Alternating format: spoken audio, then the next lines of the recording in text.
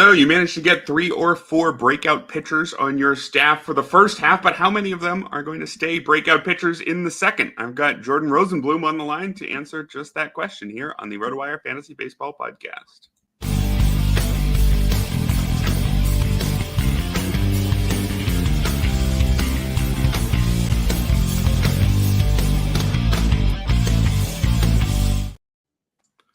Welcome, everybody, to the Sunday edition of the RotoWire Fantasy Baseball Podcast, brought to you by PickSix. Erik Halterman here today with my guest, Jordan Rosenblum of Fangraphs and Prospect Live, and we'll be talking about some breakout pitchers.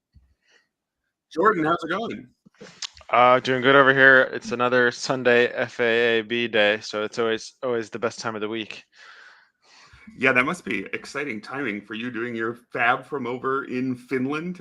You have to do it at 2 a.m. or something. How's that even work? I wish it was 2 a.m. So it processes at 5 a.m.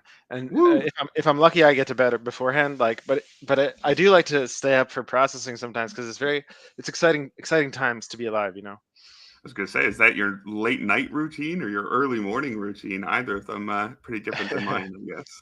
Yeah. But we have got a busy episode today. We are going to be talking about breakout pitchers, both in general and in specific terms, because, Jordan, you do a lot of work with cutting-edge pitching research. Is that too fancy? You make pitching projections. We'll call it that.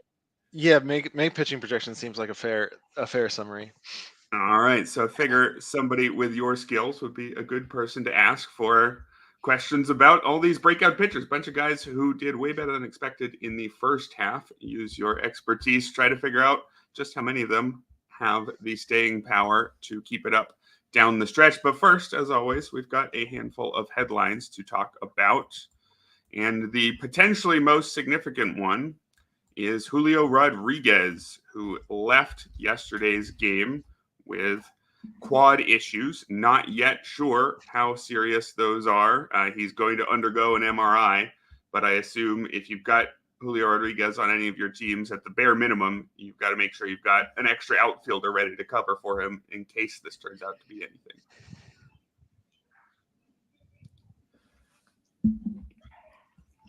But as far as potential fill-ins there in Seattle, I don't know if there's a lot. Victor Robles is on this team. I highly doubt anybody is going out to pick up Victor Robles. Would you be doing that or anything else? Do you see any opportunities here if Rodriguez misses time?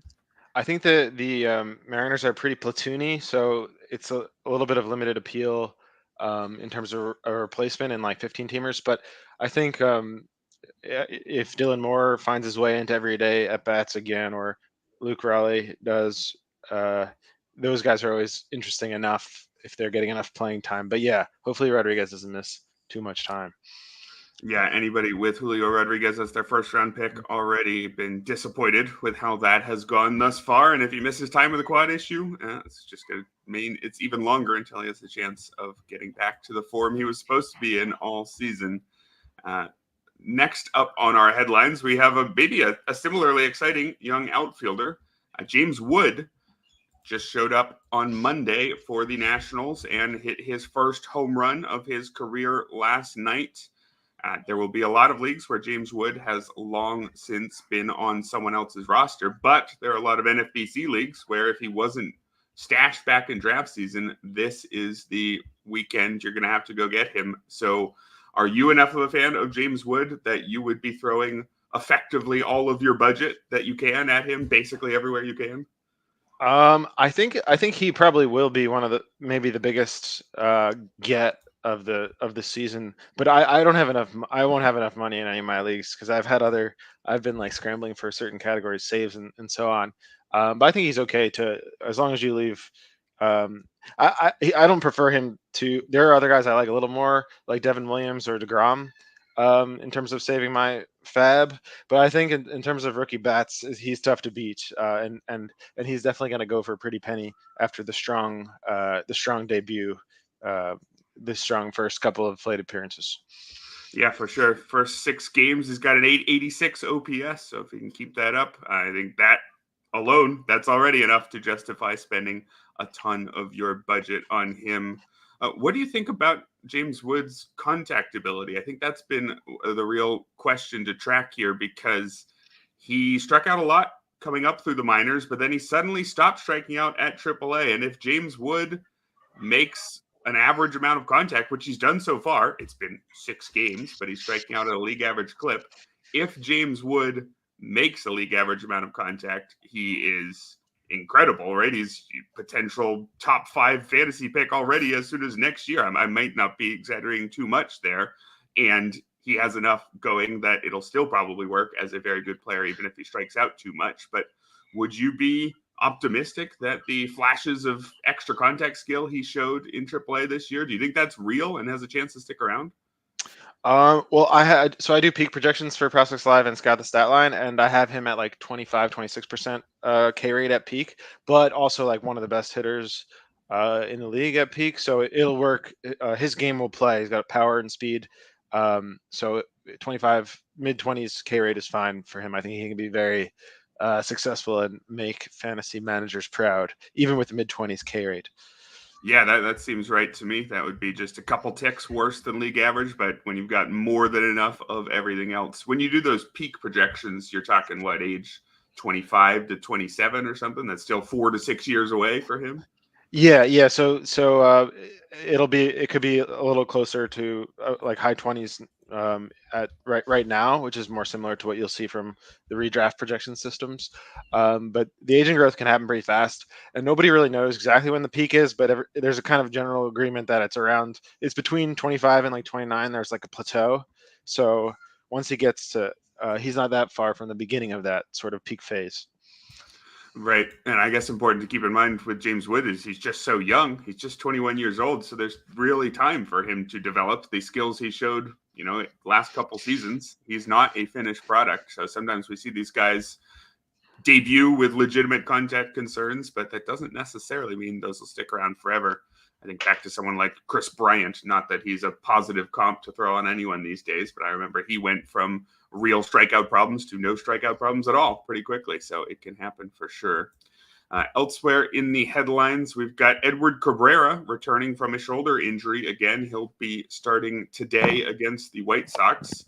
I suppose anyone in a daily league that has Cabrera probably wants to use him today because it's the White Sox. But anywhere where he's been dropped in his injury, would you consider picking him up, or are you just waiting until Edward Cabrera moves to the bullpen like I am? No, I am intrigued by him. I actually am a little frustrated because the people in my main events scooped him up like a week or two ago, and I was looking at him that time too because his velocity has looked quite good in his rehab appearances, and I think the home park is nice. So I think you can always use another mid-rotation starter.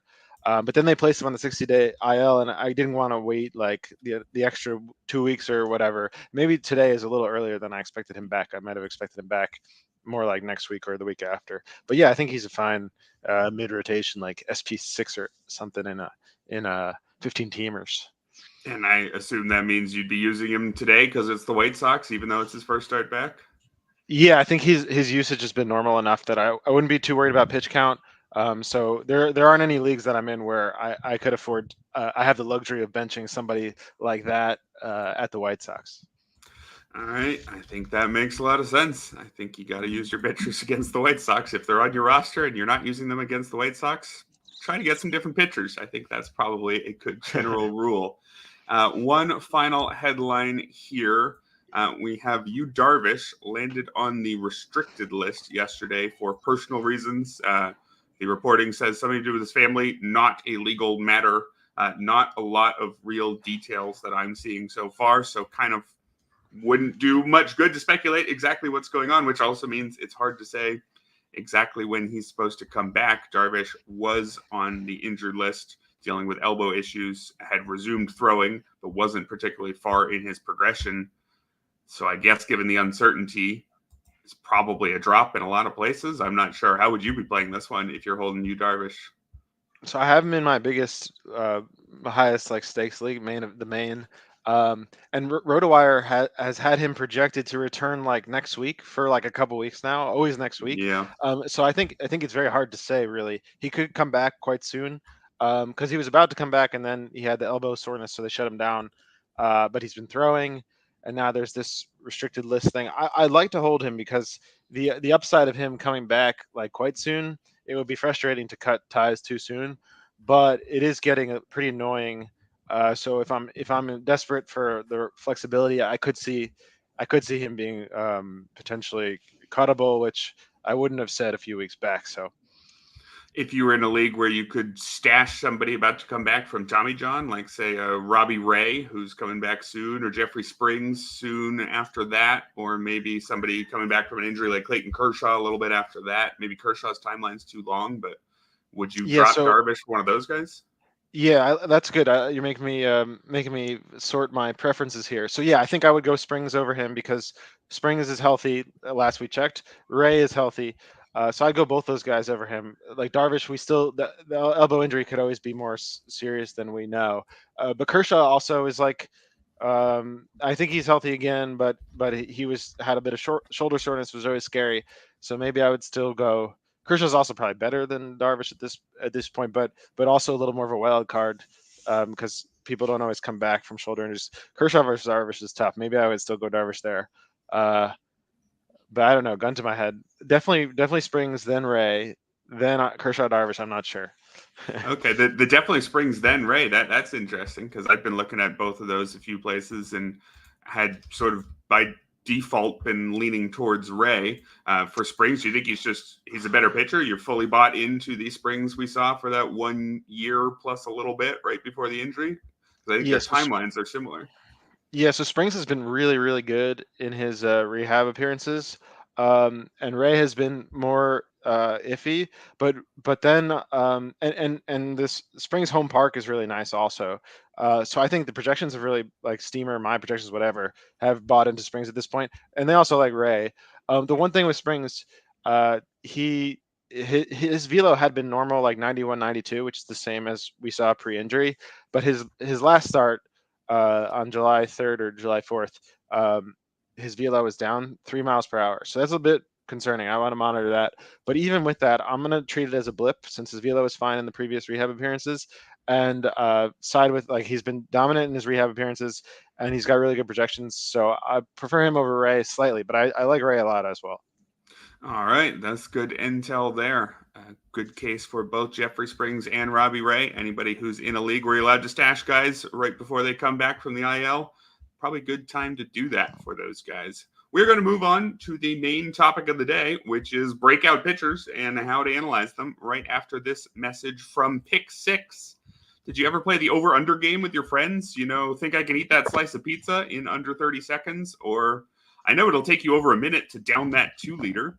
If you have, then you're going to love PickSix, the new fantasy game from Draftkings. Here's how to play during baseball season. Pick between 2 and 6 players and choose if they'll have more or less of a stat like runs, hits, strikeouts, and more. Track your picks and play against others for a shot to win huge cash prizes. That's all there is to it. Download the new DraftKings PickSix app and use code RWPicks. New customers play $5 and get 50 in PickSix credits. That's code RWPicks for new customers to play $5 and get 50 in PickSix credits. Only on DraftKings PickSix. The crown is yours. One per new customer, non-withdrawable PickSix credits expire in 6 months. Limited time offer. Gambling problem? Call 1-800-GAMBLER. 18 plus in most eligible states. Not available in all states, including New York and Connecticut. Eligibility restrictions apply. Void where prohibited. See terms at picksix.draftkings.com/promos. And we're back here on the Sunday edition of the RotoWire Fantasy Baseball Podcast. Erik Halterman here with my guest, Jordan Rosenblum, where we will be talking about the breakout pitchers of the first half and how to analyze them. And I want to start general here before we get to some of the specific names, because the theme that I want to get across for today is that you can buy into pitchers pretty quickly these days. Is that a general statement that you'd agree with, that we have the tools to say, wait a second, he's actually good after a relatively short amount of time compared to maybe 10 years ago or also compared to hitters? Is that a statement you'd buy? Yeah, I think so. Like if we're seeing a guy for the first time, like Garrett Crochet, for instance, hadn't had much track record before this in either direction, good or bad. So he was so good early on that his projections moved really fast, because he didn't really have like any sort of prior bad track record weighing him down. But I do think we have to be skeptical if a guy has many years of mediocre performance and then all of a sudden he's really good, then I think it becomes trickier to try to weight the recent performance kind of appropriately, but not overweight it. I think that can be tricky, because you should give some weight to prior years too, or whatever. Yeah, that's a good point. And we're going to have a mix today. We're going to have some 30-somethings who are putting up career years out of nowhere. And we're going to have some young guys who were supposed to be something, but maybe not supposed to be this much this soon. You mentioned the projections and how they can move quickly. And you've also alluded to the fact that you make your own projections. PP ERA projections, are they so named just so you can hear as many people say PP as possible, I assume? I think so. I think we wanted to go with the silliest pun potential, and that was Eno's. I think that was his naming convention. But yeah, the stuff plus fueled projections is an alternative name for them. But yeah, those are a similar method to Steamer or Marcel or any sort of traditional projection. Plus, they throw in stuff plus instead of like velocity. And my favorite description that he's given of Stuff Plus is that it's like basically gussied up fastball velocity. So it's not that big a deal. But it is a bit more sophisticated than fastball velocity and kind of captures the pitcher's like raw skills in a way that is really sticky in small samples. So that's my system. And I think last year it performed pretty comparably with the other big Fangraphs system. Steamer has been the best. So I'm trying to close the gap this year, and I made some adjustments. But Steamer's making adjustments too, so there's no guarantee that I would catch them. But in the first half, I think in my like internal checks, it seemed like they were doing they were pretty competitive with Steamer. I don't want to say yet if they are going to end the year better than Steamer or not, but I think any shrinking of the gap, because Steamer's very, very good, I'll be happy with. And I can tell our listeners you wrote an article called Evaluating 2023 Pitching Projections over at Prospect Live last year, where you took a look at your own projections. I may or may not have been reading that in preparation for today's show. So as you mentioned, there's some stuff plus in these projections. And if we're talking about you can evaluate pitchers more quickly these days than we used to, that would be probably emblematic of the new wave of pitching stats, new tools that we have that didn't exist 10 years ago. You mentioned that in a lot of ways, it's just fastball velocity, but a little bit fancier. When you're looking at a pitcher who's been better this year than expected, how do you use Stuff Plus as part of that? Do you just simply say, oh, well, his ERA's dropped a bunch and his Stuff Plus is up a few points? Looks legit to me. So if we're looking at a guy like Ranger Suarez, who's been way better by traditional components this year, but his Stuff Plus has actually been down and his velocity's been down. So that's kind of unusual, where the stuff is kind of getting worse. And even if you just look at velocity, it's kind of uncontroversial. But that Stuff Plus is there's more to pitching than that. And the strikeouts, the walks, the ground balls, that stuff has all looked quite good this year and better than expectations. So I still think most of the projection is determined by sort of the skills are captured in the stats, the strikeouts, the walks, and the ground balls and fly balls. But then the Stuff Plus can move the projections a good amount. And if you only have Stuff Plus as an indicator for like a guy coming out of college or something, it can tell you a lot about a pitcher in a short time.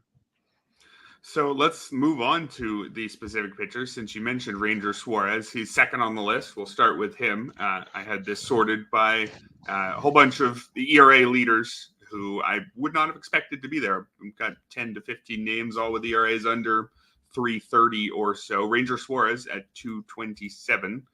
Now at 258. I pulled this list before yesterday's start, so it won't be in the exact order of their current ERAs. But you mentioned Ranger Suarez. His Stuff Plus is actually down this year, but his strikeouts are up. His walks are down. Would you say that when those stats look good, the strikeouts and walks, those are really the baseline of what we want a pitcher to be doing? Well, what we want him to be doing is having a low ERA, but the things that he can control most is strike out more batters, walk fewer.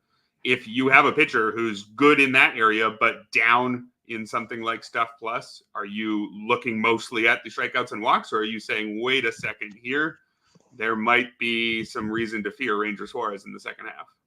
Yeah, so I think he has a long track record before this year. So if you're looking at his stats this year, they're like phenomenal. You'd want to be convinced that he's like a totally new and improved like player. If you're going to throw out all his past data, and you can't really do that, given if you look at the stuff, look at the velocity, look at the pitch mix, it's hard. You'd really have to kind of stretch. You can come up with a narrative if you try hard enough. Oh, he's targeting a little different spots in the zone. He's using different pitch mix, but it's not going to be a very convincing narrative to most people. But the strikeouts, walks, they do weigh really heavily in the projections. So I don't have to really think about the projections aside how much to weigh the strikeouts, the walks, the Stuff Plus. And then I can just trust the projections. But I think his projections for me, even including the Stuff Plus that's down, are still way up compared to the preseason. So the performance is weighing more heavily. I do think he'll be upper threes the rest of the year. I think is a good bet. I think ERA is a really I don't pay much attention to ERA. I think it's kind of an ongoing joke. In the last couple of years, every offseason, there'll be a big tweet that goes viral of the top ERA guys from the previous year, and then they're all like struggling the next year, or they're all hurt or struggling. But yeah, I think ERA is really a volatile stat.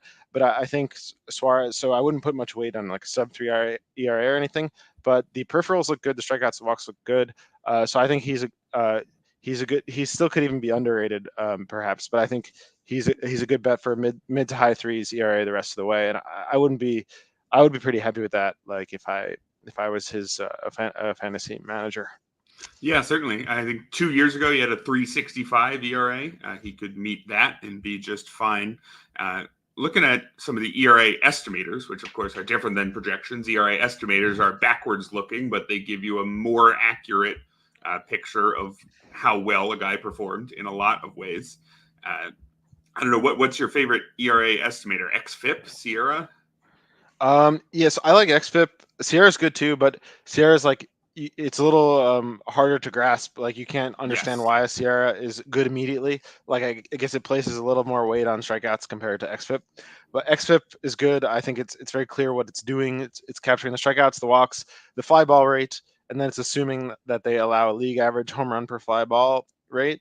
And there is some skill in home runs per fly ball allowed, but it's mostly random variance. So there's a lot of regression that would go into that. So that tells you a lot. But XFIP can also be impacted in small samples by the fly ball rate. It's very sensitive to a pitcher's fly ball rate. So then it's nice to just look at strikeouts minus walks as well. I think that's really straightforward as well. So by XFIP, this is the best Ranger Suarez we've ever seen. He's at 298 by that metric. So you're suggesting, and the projections are suggesting, that he's not going to maintain that level of performance. That may be the ERA he's deserved in a certain extent, but he won't necessarily remain that good. But even the version that we expect to see according to the projections, much better than the guy Ranger Suarez was drafted to be. How about another guy who's one more point on Suarez. So for Suarez, I updated the projections today just internally. And it's kind of a rough form, like assuming a neutral park in the update that I did today. But I have him around 360 the rest of the way now, and that's quite similar to Steamer 361 and Zips 371 also. So I think the projections are weighing his recent performance like similarly on this one. There's good triangulation. That's good to know. So a lot of fairly positive reports on Ranger Suarez. How does that compare to Seth Lugo, who has had an outstanding first half? 2.21 ERA, 1.04 WHIP in 19 starts. You mentioned earlier about the fact that you don't necessarily want to buy into half a season from a player who's given us several years of one level of performance. Was Seth Lugo on your mind when you were talking about that? I suppose he could have maybe in my subconscious if you ask Freud, but I think Lugo has looked really good for the last couple of years. So even last year, or the last couple of years, he's consistently been good, and his peripherals have consistently been good. But there's a limit to like how much we can sort of expect him to keep this up in a park like Kauffman Stadium, because Savant has it as like the fourth most hitter-friendly park in baseball. So I think he's been quite lucky in terms of run prevention, at least at home.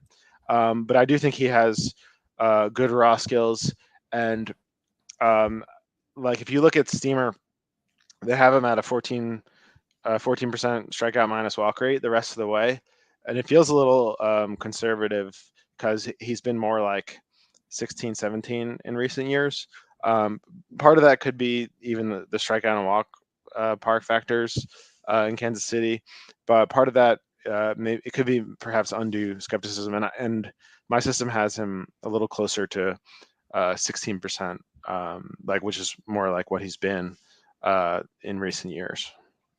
You mentioned strikeout minus walk rate, and that's probably the best single shorthand metric, other than I guess maybe pick your favorite ERA estimator. I suppose if you're to look at one stat to sort all the pitchers by, other than the result stats like ERA, strikeout minus walk rate is one of the best. Although it does get a little weird when you're just doing straight subtraction, because, for example, if you take somebody like Seth Lugo, he's about a 23% strikeout rate, 6% walk rate. So he'll be at 17.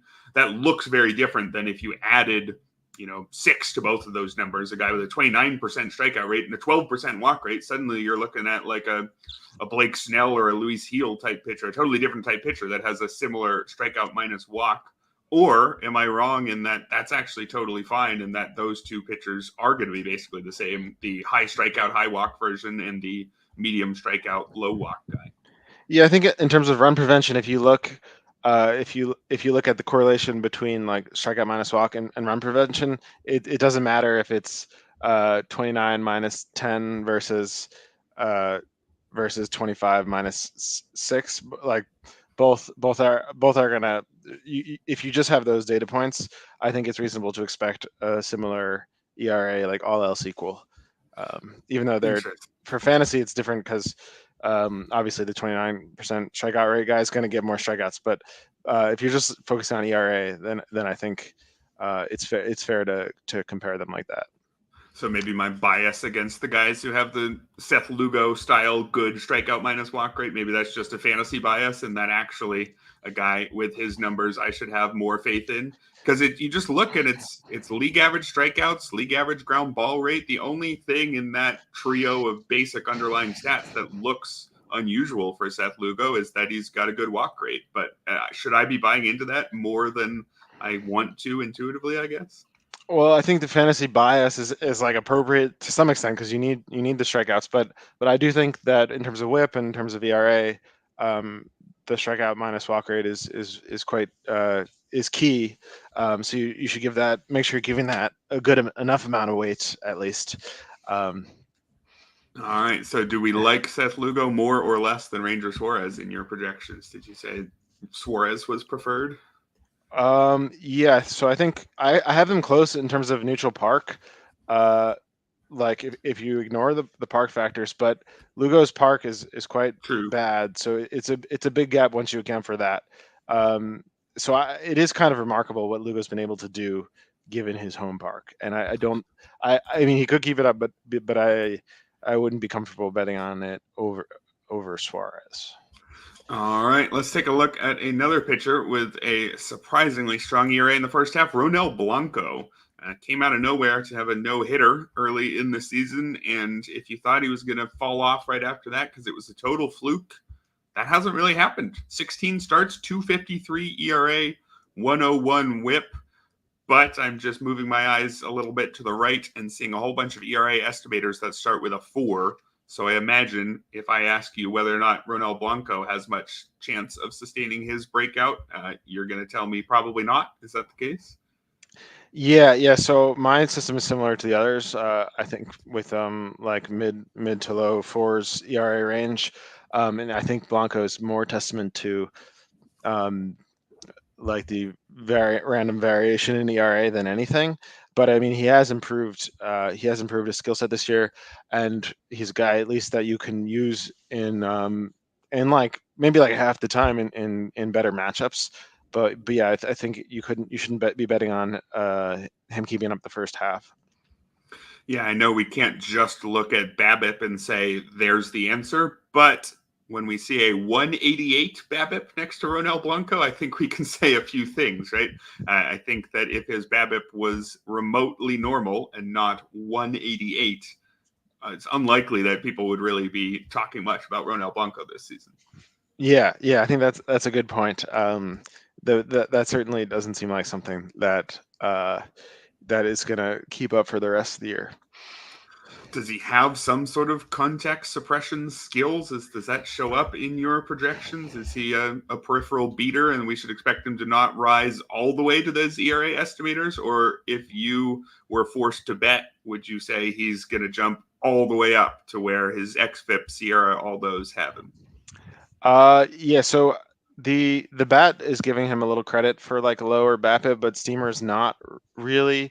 I think my projections do give some weight to Stuff Plus in terms of like if you have a really good Stuff Plus, your BABIP projection will be a little lower than it otherwise would be. But it's not like he has a stuff or a super good Stuff Plus is close to league average, maybe a little bit less. And then the other big metric that goes into my BABIP projection is fly ball percentage. So if you have a higher fly ball rate, I project you for like a lower BABIP, all else equal, because fly balls are if they stay in the park, they tend to be outs like more often than not. So I do think he does have some BABIP suppression. My BABIP projection is more between Steamer and the bat. Like if you average them, it'd be like low 280s, but that's nowhere close to his 228 career BABIP. So I think you're much better off if you're busy. Just assume league average for most guys in terms of BABIP. Even though that it's a simplification, you'll be closer to right than assuming that he's going to keep up his career BABIP. You said something interesting in there. It was Stuff Plus. A guy with good Stuff Plus has a low BABIP. I think you might expect intuitively that Stuff Plus just helps you miss bats and that, BABIP is just more on the hitter. Tell me a little bit more about that. Yeah, so Stuff Plus, just using the past data, looking at the correlation from one season to the next season, I found it helps with strikeouts. So all else equal, if you have a higher Stuff Plus, you should have your strikeout rate should be a bit higher. Projected strikeout rate should be a bit higher, and then your home runs allowed will be a bit lower, and your BABIP should be a bit lower also. But it's you also have to give a lot of weight to just the more traditional metrics like fly ball percentage. In this case, for BABIP, can tell you a lot.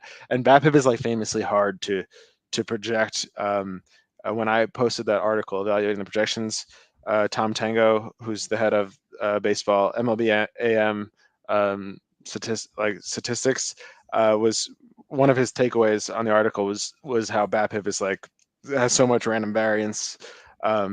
So it's almost like not even worth the trouble. But yeah, I mean, you can do better than a naive projection. Just you can do a bit better than assuming everybody has the same league average BABIP like Voros McCracken style. At this point, you can do a bit better than that.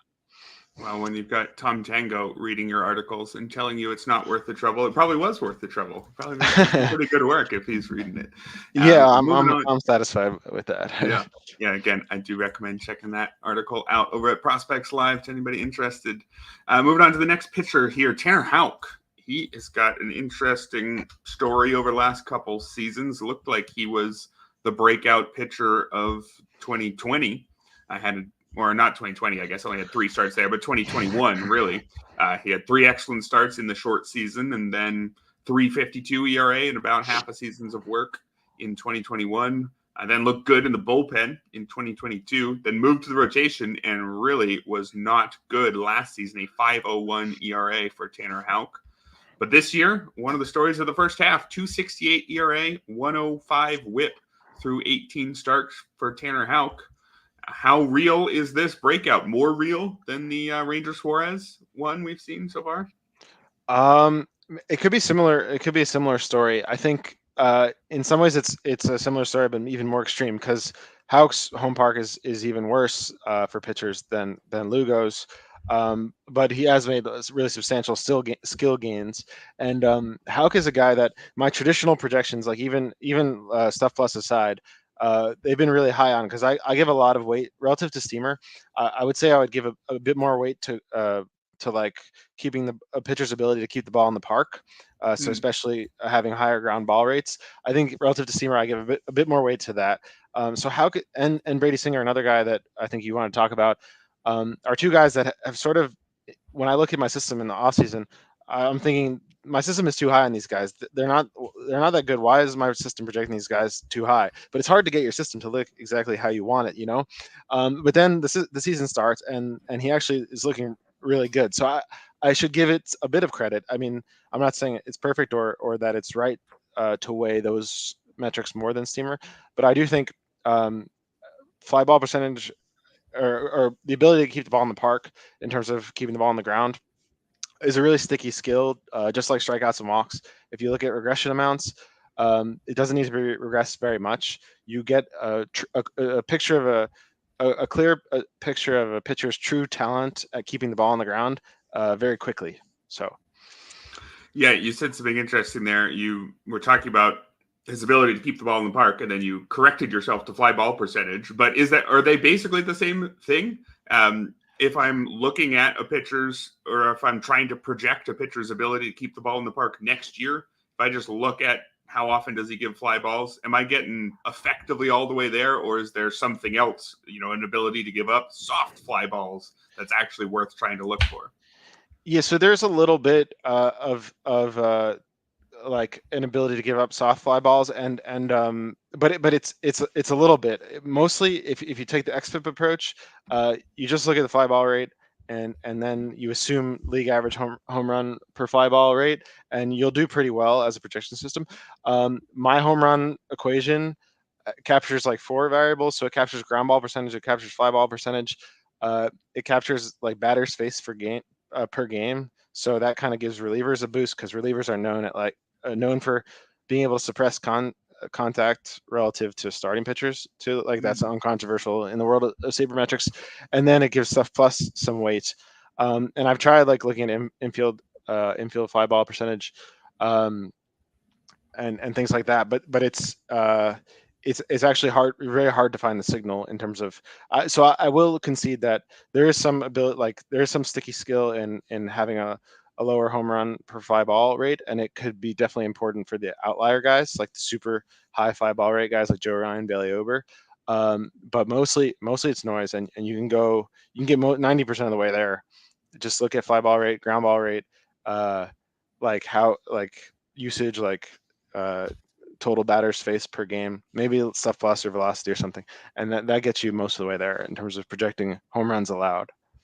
Ryan Houck seems to have both. He's had a low homer per fly ball rate in most of his seasons, and he keeps the ball on the ground well. So I think pretty confident that he will continue to not give up too many homers, which definitely helps when you're pitching in front of the Green Monster. He's looks a lot like Ranger Suarez under the hood in terms of not an exciting amount of strikeouts, but controls the ball well and keeps the ball on the ground well. So two guys who should be in for pretty strong second halves, I think. How good are your ERA projections for Tanner Houck the rest of the way? So I have him like mid threes. I had 376 in the last park adjusted projections, but then 342 in the sort of park neutral ones. So he does get hit pretty that's a 0.3 run gap because of the park. But I still think he's good enough, and he's made substantial enough skill gains that you can use him oftentimes at home, always in 2 steps, and like basically always when he's away, because he's proven himself to be quite a talented arm, and he's just 28 now, so in his peak. So Tanner Houck, maybe the most exciting breakout pitcher we've discussed so far. We've got a handful more to touch on right after this message from Home Run Forecast. Can certain weather conditions lead to more home runs? The atmosphere can affect how far a baseball flies by 20%. Home Run Forecast measures the weather conditions at a ballpark to tell us if the atmosphere is good or bad for ball flight during a game. An index value that rates the air is created for each game and ballpark and is displayed on a scale from 1 to 10. Home Run Forecast Premium site offers index values by the hour for each game, 24-hour forecasts, wind direction and speed, and even whether the roof will be open at certain stadiums. Home Run Forecast is offering a special for the start of the baseball season. You can get access to the premium site for the entire season for only $28, a savings of nearly 30%. Go to homerunforecast.com/RotoWire now to sign up. And back here on the RotoWire Fantasy Baseball Podcast, going over the breakout pitchers of the first half. There's one guy who showed up way too high on the ERA leaderboards, at least based on where I thought he belonged. Jake Irvin. I thought Jake Irvin was a 5th, 6th, or 7th starter for the Nationals, but the way he's performed in the first half, is he a number 2, 3 starter type? What's going on here with Jake Irvin? A 2.80 ERA, an even 1 WHIP through his first 18 starts. Was there a good pitcher here that none of us noticed?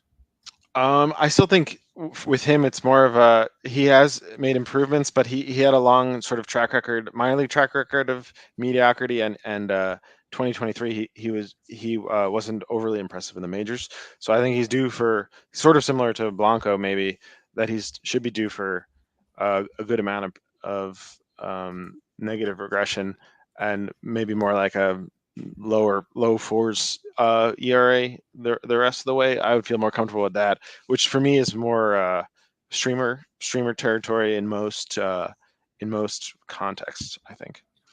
Yeah, with Irvin, it's a low walk rate again, just under 6%. That's good, but a mediocre strikeout rate, just like a lot of these guys, and not a very exciting ground ball rate either.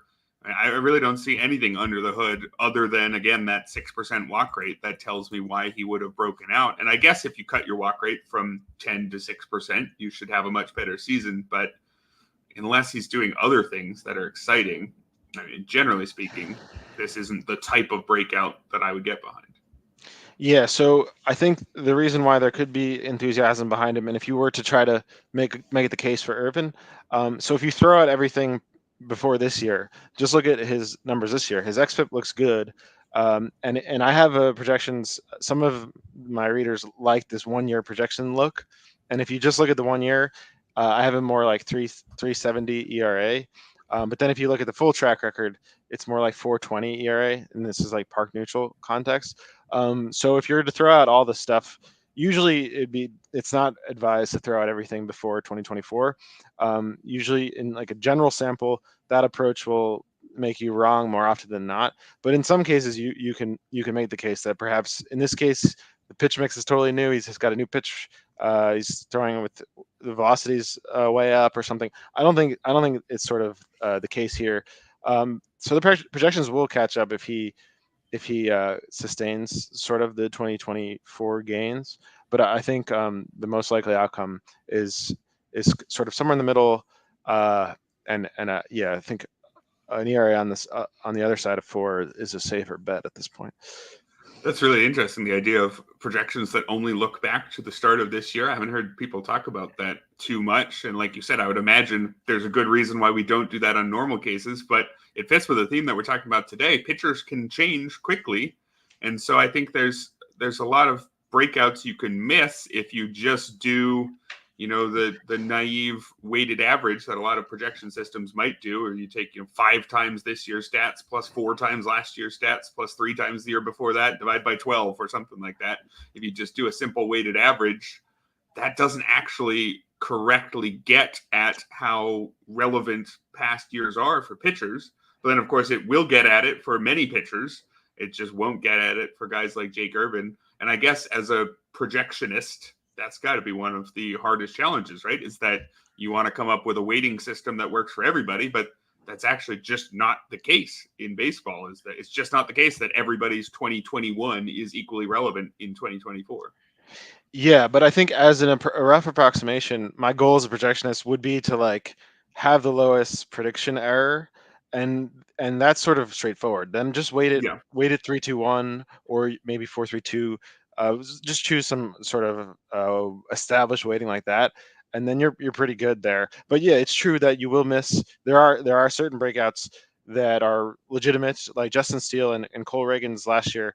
I was always thinking to myself, sell high, sell high.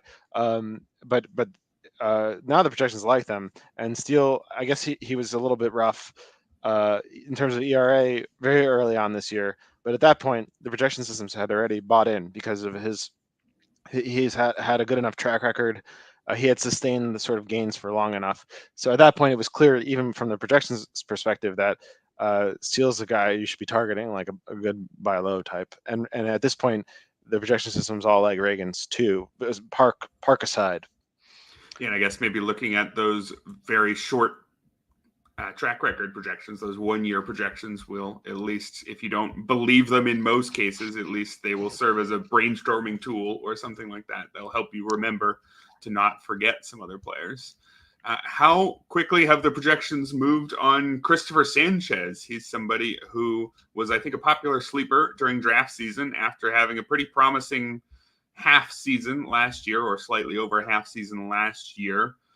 The strikeouts are down this year and the walks are up, but the ERA is down as well. He's cut that from 3.44 to 2.96. How encouraged should we be going forward for Christopher Sanchez? Is he establishing himself as a potential number 2-3 starter type? Yeah, so I like Sanchez. I think I sort of have him close to Suarez. I think unlike Suarez, his velocity has been up substantially this year. So he's sort of ticking the boxes for the peripheral gains are sort of matching the stuff gains. And unlike a lot of the other names we mentioned, he's not in like an awful pitcher's park. So I do like Sanchez, I think, going forward. And I think the Phillies are quite excited about him also. But yeah, he's not a huge strikeout guy, but he keeps the ball on the ground, which is really important. And I think like a mid threes, I have him around 3.7, 3.75 ERA the rest of the way, and that seems I would be quite happy with that. What do you do when you see velocity up but strikeouts down? What should we make of that? Yeah, so I've seen people try to assign a narrative to that. I think there's just a lot of randomness in baseball. Velocity up is good. I tend to not question that sort of basic tenet. So probably the strikeouts, if the strikeouts are down relative to career norms, but the velocity is up, I might expect that to change. All right, so potential for the better, yeah, could be even better for Christopher Sanchez going forward, or at least could help offset any regression back towards his ERA estimators. I don't think we're expecting him to have a 2.98 ERA going forward. You said something mid threes was reasonable for Sanchez.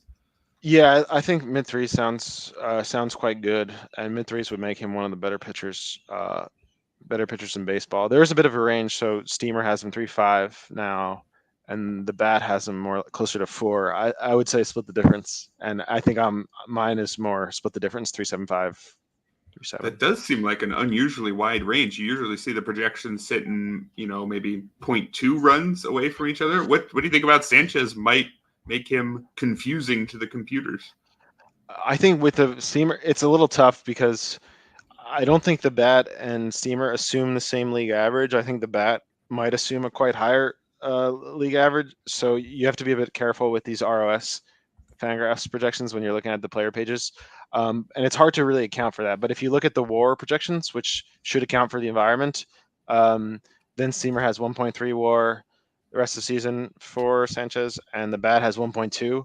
So it actually seems like they're pretty close because they assume the same amount of innings, but they're assuming different league environments. The bat might be assuming that there's going to be a lot more run scoring, or it could be assuming an environment still similar to last year, potentially. I guess that definitely makes some sense. Let's move on to the next guy here, Erik Crochet. Probably the best pitcher we're going to talk about today. At least that would be what I would have said coming into today's show. I'm curious if you think otherwise. Erik Crochet, somebody with a lot of potential who just didn't get the chance to unleash that potential as a starter until this season, 4 years after his big league debut, due to injuries and the fact that he was using the bullpen early in his career. man, it couldn't look much better this season. 3.08 ERA, and the ERA estimators are all between 243 and 249, suggesting that he's been actually significantly unlucky to get to his 3.08 ERA. Also has a whip under 1, strikeout rate of 35%, walk rate 5.5. I mean, Garrett Crochet looks like a top 5 pitcher in baseball.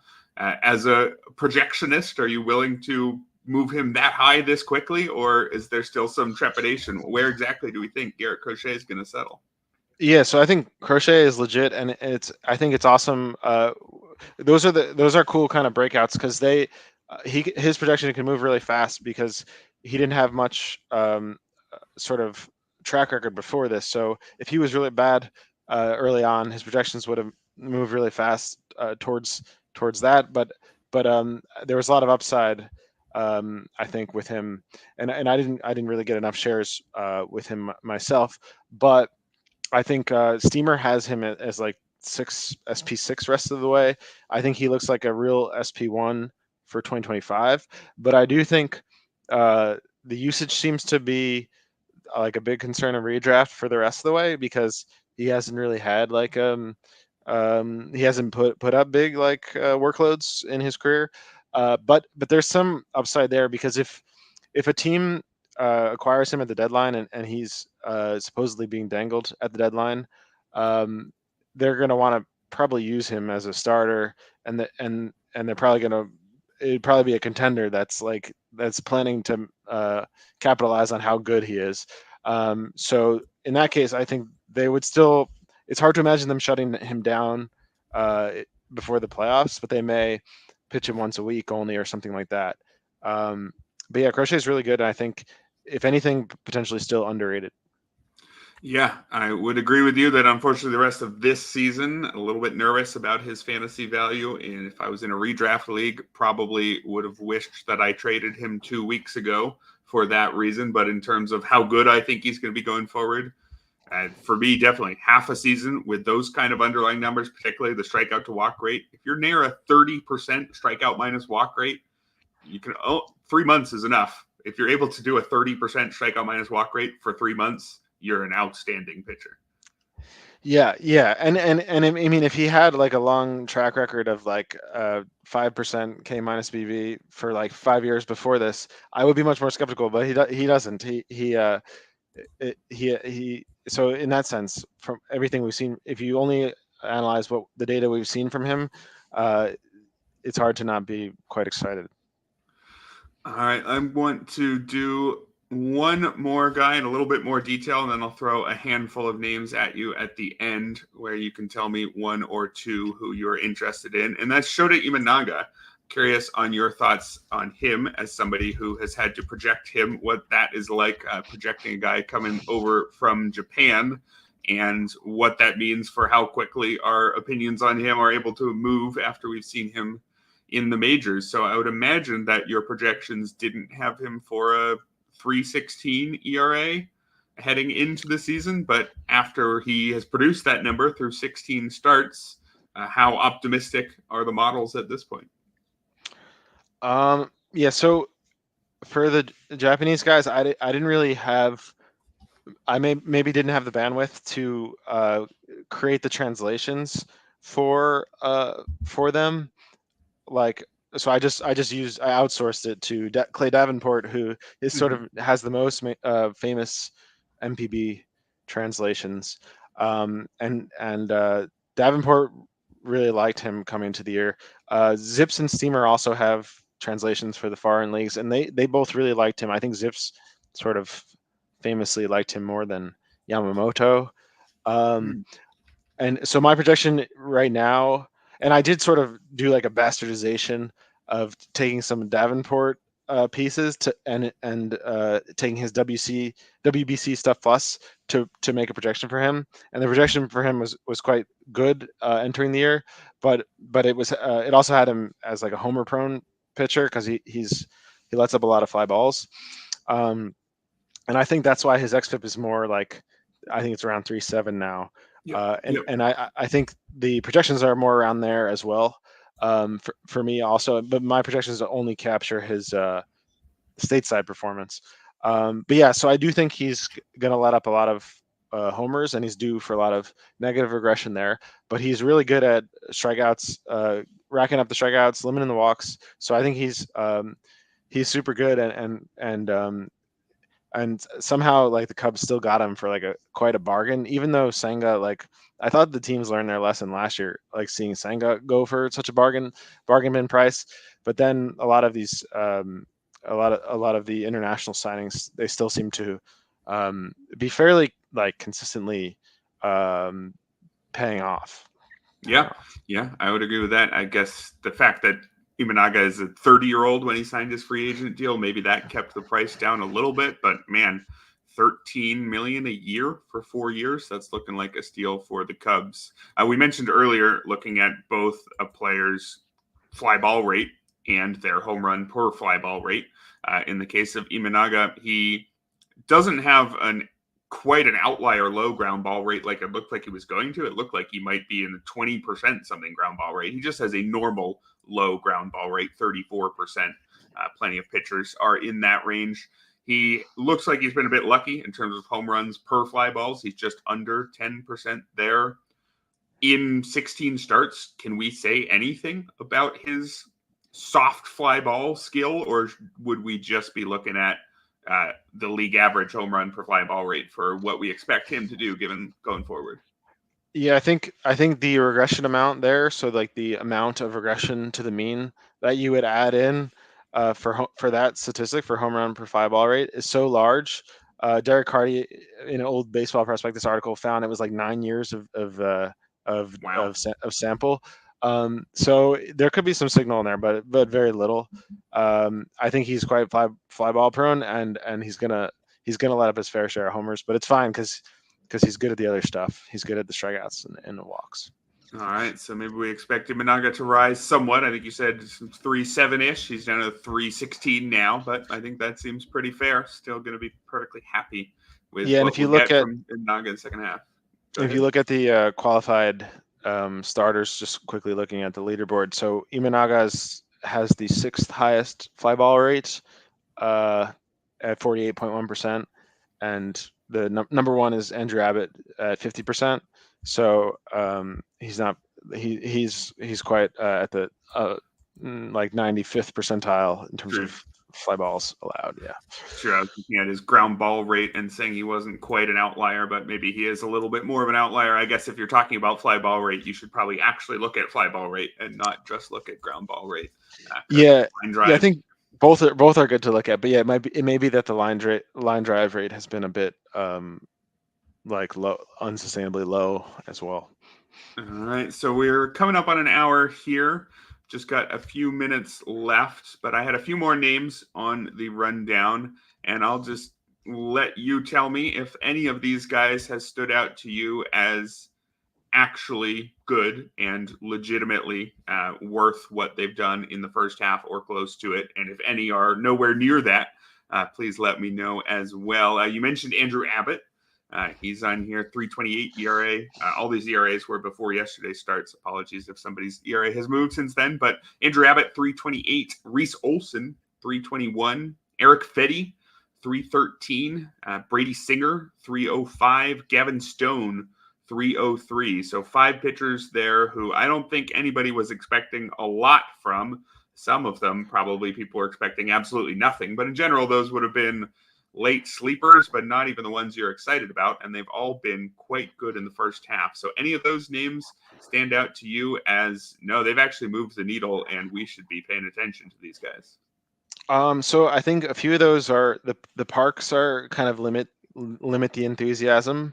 But I think Olson is good to be excited about. I think as a group, that range will probably be around 4. If you take the average, if I had to wager, it could be around 4 the rest of the way. But if I had to pick one, I think Olson, it doesn't have a problematic park. Fetty is a guy that I think you listed. I'm not sure if you mentioned him, but we talked about him. I think Fetty looks quite good, and I think he'll probably land in a more appealing on a more appealing team at the deadline. As another guy that was sort of bargain international signing in his return from the KBO. So I think Fetty and Olsen of those. I think Abbott. It's been quite surprising that he's been as good as he has been in Cincinnati. Because I think it's like the number one. He's giving up the most fly balls, and he's pitching in Cincinnati. That seems like a dangerous combo, but it hasn't been so far. Yeah, Andrew Abbott makes no sense to me. If you look at his minor league numbers, he looks like he was going to come up and be a guy who strikes out the world and maybe has some control problems, and who also keeps the ball on the ground at a league average rate. I mean, look at, for example, his 20 starts at the AA level in 2022, 31% strikeout rate, but an 11% walk rate and a league average ground ball rate. That looks like a very different pitcher from the Andrew Abbott we're seeing now, which is somebody who can't strike anybody out, gives up a ton of fly balls, but somehow is having success anyway. I don't know what to do with that at all. Just the difference between the minor league version, in addition to the fact that it doesn't seem like it should be working in the first place. Yeah. So I think he's a pretty dangerous play the rest of the way at home, but I think you should see positive regression. I have him more like league average strikeout minus walk rather than this like sub 7K per 9. So I think you should see some positive regression in the component stats. But then the ERA is a good bet to go up. Yeah, I would say, some of his ERA estimators for Andrew Abbott, like his xFIP, that's all the way up at 4.95. So if you've got Andrew Abbott on your team and you've got a 3.28 ERA so far, I would say probably count yourself lucky. Finally, you mentioned Erick Fedde coming back from the KBO. I'm curious, with your 1 year projection system, do you have that on hand? Are you able to tell me how much better Erick Fedde shows up if you just look at his numbers since his return from Korea? Because I'd imagine he's a perfect candidate for that. Yeah, exactly. That's funny. It's funny you say that because so I run a team with Dylan White, I think, who you guys have had on the pod as well, and Brian Slack, and we have Fedde on the Super. And every week we use the Razzball sort of weekly projections, which are based on Steamer. But Fedde weekly projections, Fedde Steamer doesn't capture the KBO performance, so it's not really helpful to look at in that case, because it's that's the whole reason we drafted Fedde. So we wouldn't have drafted him if we're not going to give the KBO performance any weight. So I agree, it's perfect time to look at the 1 year projection. Ideally, you look at the 3 year projection like usual, but you would capture the KBO, and that's what Davenport does. And Davenport had around a 4 ERA entering the year. So that was quite good. We'd have been happy with that as just like a sort of SP6, SP5 sort of guy. And the 1 year I have him at this point, I guess he's exceeded that expectation. So more like 380, or maybe around that expectation, because the league average has gone down now to more like four-ish. But yeah, like 380. I have him 380 in the 1 year. So Fedde looks good. I think the ERA should come up somewhat, but I think he's a guy who I'm definitely happy with having taken him in that particular Super squad, for instance. You make a great point there. It's fitting to end a show having talked to a projection maker with a statement about how, hey, sometimes you got to ignore the projections. So good way to end things there. Do you want to end by trashing projections anymore and say never listen to them, ignore me and everything else I say, or do we listen to them in every other case? So I think the projection, in this case, ignore the projections, or the projections should just they should just be better and account for everything. But it's hard to account for everything. So sometimes you gotta